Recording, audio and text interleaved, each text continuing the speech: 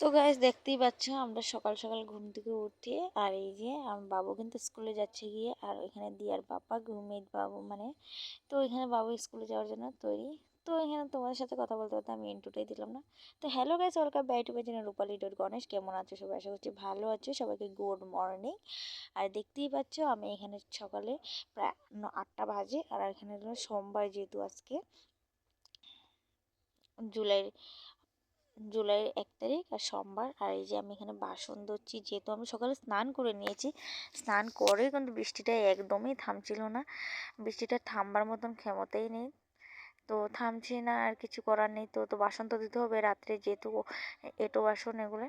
তো এখানে বাসনগুলো ধুচ্ছি আমি আর ভাবছি কী করবো। আর বাবুতে তো স্কুল দিয়ে দিচ্ছে যে ওই এঁটো বাসন মেজে আবার স্নান করব। তো এটাই ভাবছিলাম যে সকরা জিনিস মেজে নিয়েছি, মাজতে তো লাগবেই, তার জন্য এখানে স্নান করব। আর তো এখানে বৃষ্টিতে কিন্তু আমি ভিজেই যাচ্ছি, যতই ছাতি নেই তো আমার শরীর টরীর ভিজে যাচ্ছে, দেখতেই পাচ্ছ। আর অনেকেই বাসন, রাত্রে অনেক বাসন, রাত্রেও আমি কিন্তু বৃষ্টির জন্য, কালকে সারাদিনই বৃষ্টি দিয়েছে, যেহেতু কালকে রোববার গিয়েছে তা তো অনেকেই বৃষ্টি দিয়েছে দেখতেই পাচ্ছিলে।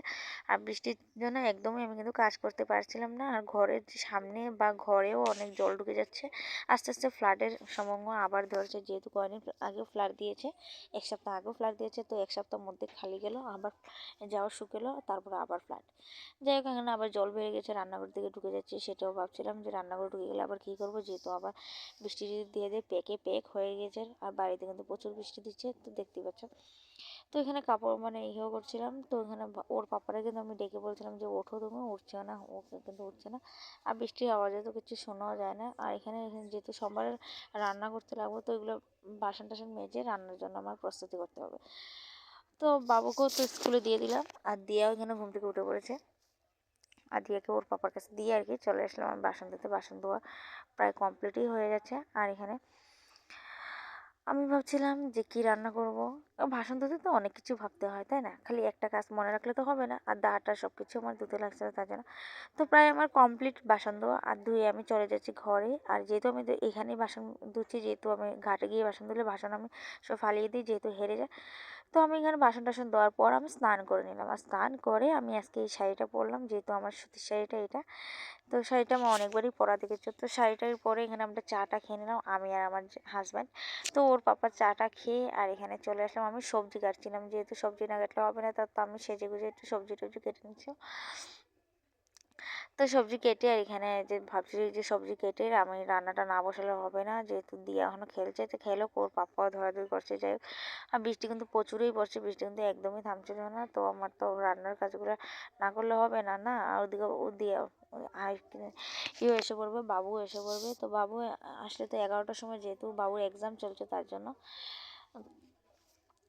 তো এক্সামের পরে এখানে 11টা সাড়ে 11টার ভিতরে বাবু চলে আসবে, যেহেতু 7:30টায় ঘর থেকে বেরিয়েই পড়েছে ও। আর এখানে দেখতে পাচ্ছ, আর আমি ডালটা সম্বাস দিয়ে দিলাম। আর ডালটা সম্বাস দেওয়ার কমপ্লিট মোটামুটি। আর এই যে ডালটা সম্বাস দিয়ে যেহেতু এখানে এগোছিলাম, আর দিয়ের সাথে একটু কথা বলে নিলাম। আর এখানে হাসছিলাম, করছিলাম, না হলে একটু কান্না কান্না করছিল। তো তা যাই হোক, আমার ডাল কমপ্লিট বানানো। আর এখানে মানে তেল গরম করতে দিয়ে দিলাম, যেহেতু তেল গরম এই কি কড়াইতেই আমি রান্না করছিলাম, যেহেতু বারবার একই রান্না বারবার করাতে পারতাম। আর যেহেতু হঠাৎ করে আবার কারেন্ট চলে যায়, এখানে দেখতে পাচ্ছ কারেন্ট আছে, যেহেতু হঠাৎ করে চলে যাবে আবার সব কিছু একদম খাপ্পাচ্ছ হয়ে যাবে।